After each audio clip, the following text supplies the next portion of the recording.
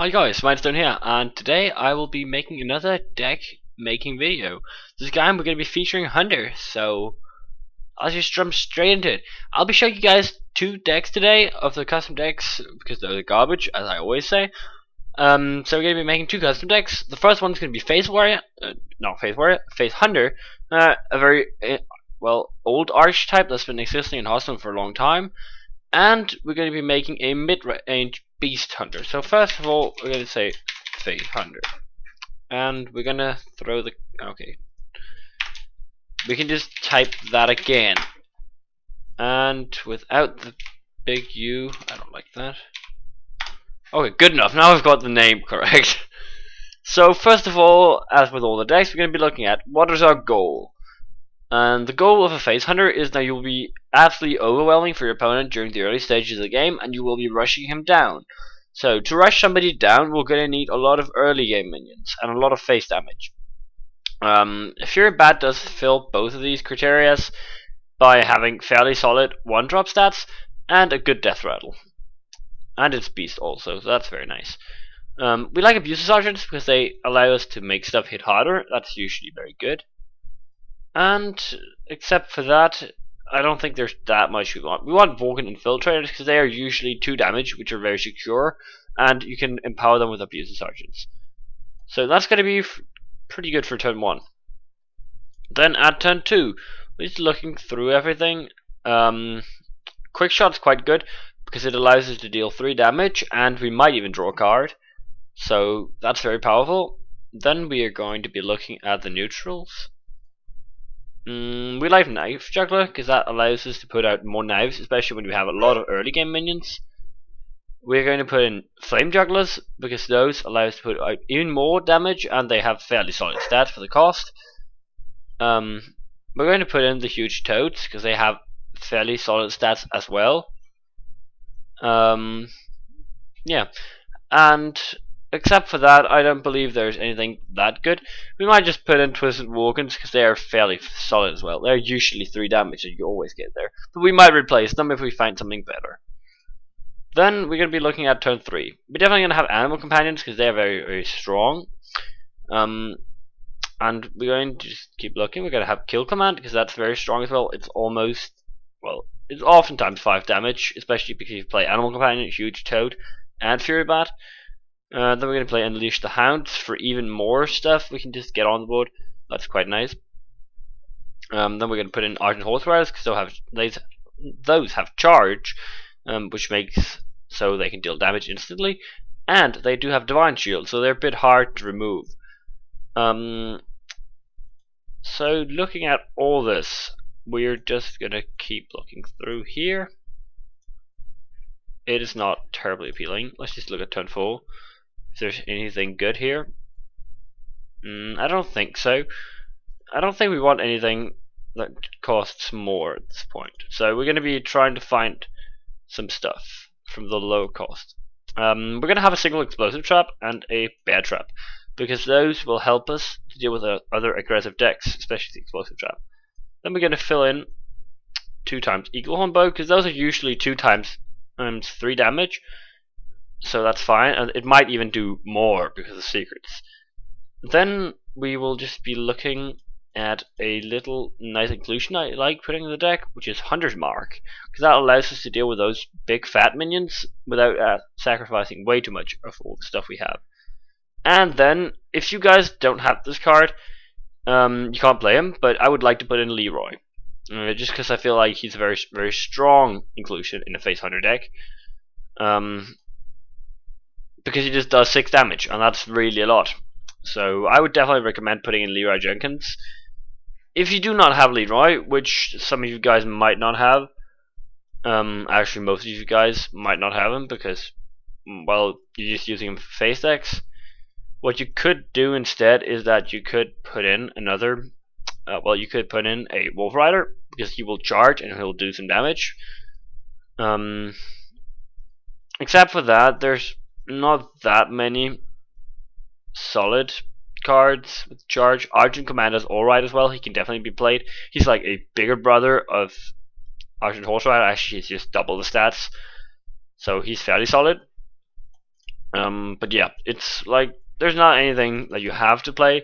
You could even put an arcane shard on the hunt or something, or another secret. It's a bit of a flexible slot, but I like to just put in more burst. So yeah, that's pretty much that for the Faith Hunter. We're then going to go and make a Midrange Hunter, a beastie Midrange Hunter.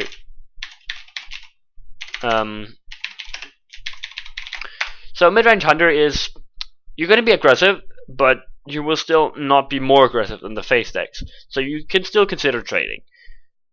As always, we're going to be looking at turn 1 first, and we're going to say what's good here. And instead of playing Beasts as a synergistic thing, we're going to say Fury Bat is good, because that's a very solid 1-drop. We could consider picking up Timberwolf, but it simply has 2 weak stats for the cost, so it's not worth it. Looking into the other 1-drops out here, they don't look terribly appealing to me. None of them actually. So we might not even pick up any. Not for now, at least. We might go take some more 1-drops later, but not right now. I don't like them.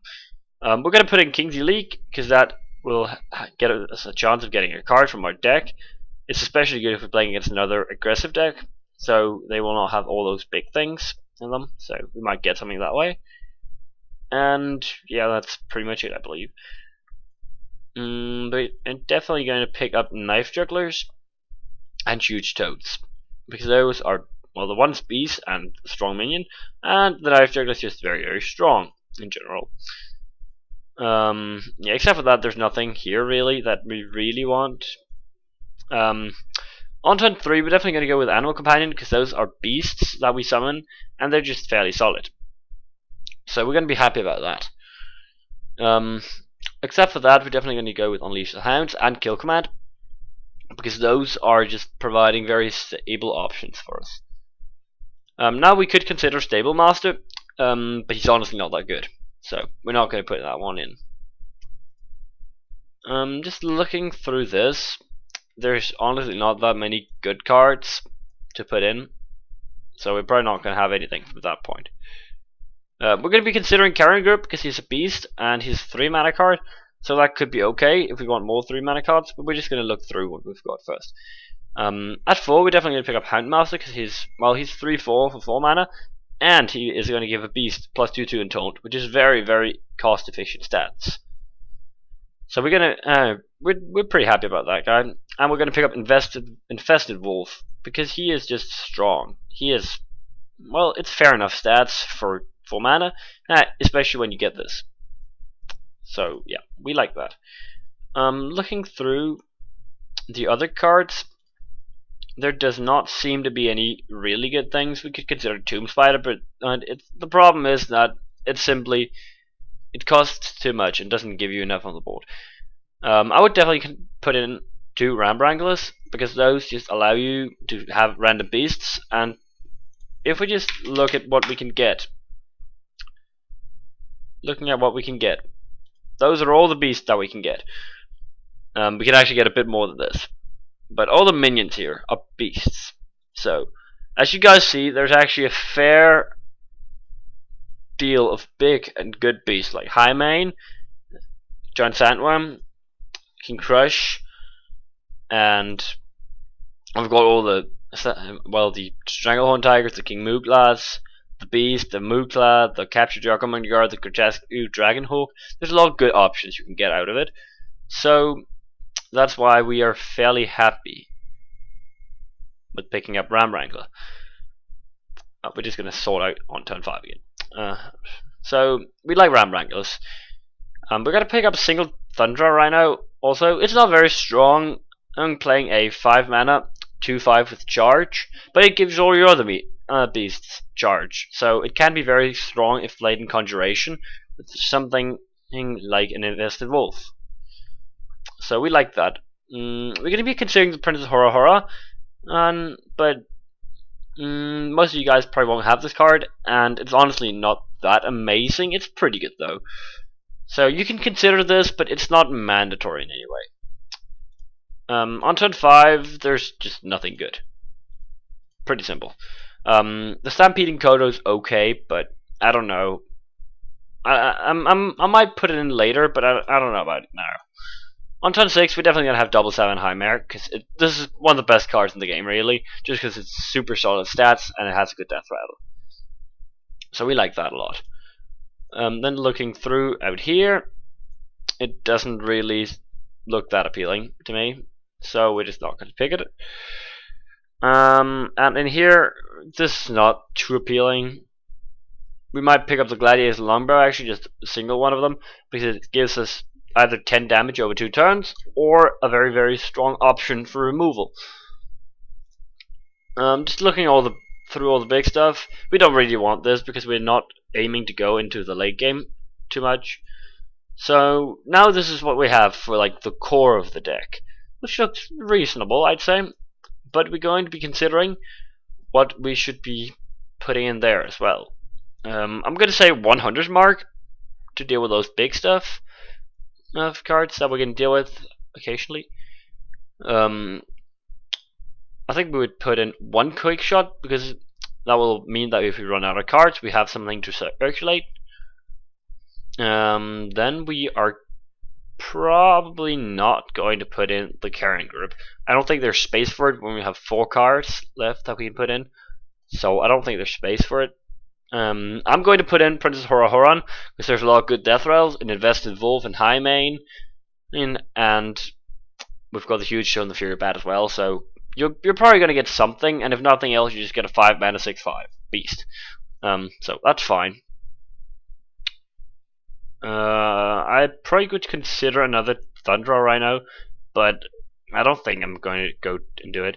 I'm going to put a single board of spiders in there to have something which gives me card draw, because this one will just give me 3 more beasts, which can be fairly good.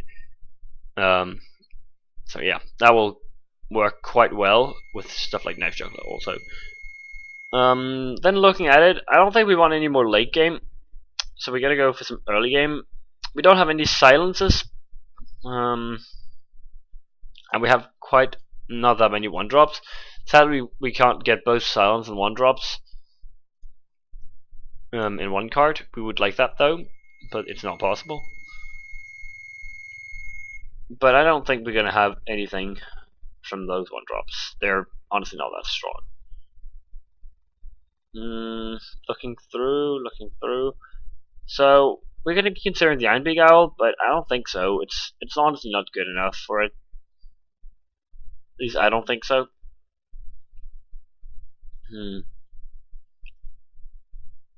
Let's just see if we have anything else good.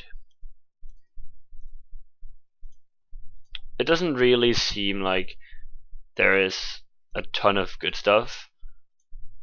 We might just pick up the Kodo to have something to kill stuff on 5, but on the other hand, it doesn't seem that powerful, so we're just gonna not play it. Anyway,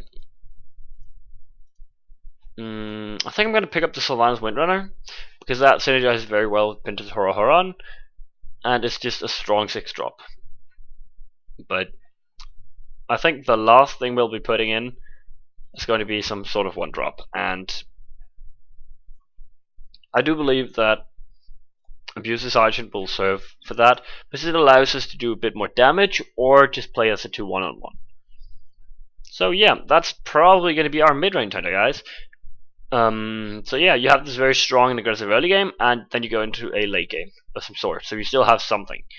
And where the Gladiator's Longbow will help you clear those enemy minions. But it is fairly aggressive after all. You've got a few defensive cards, like Unleash the Hounds and Quick Shot and Gladiator's Longbow, but it's mainly going to be aggressive anyway, because you're trying to do a lot of pressure and you're going to be winning that way. But I hope you guys enjoyed it, and that you might try out some of the Hunter decks, and I will see you in my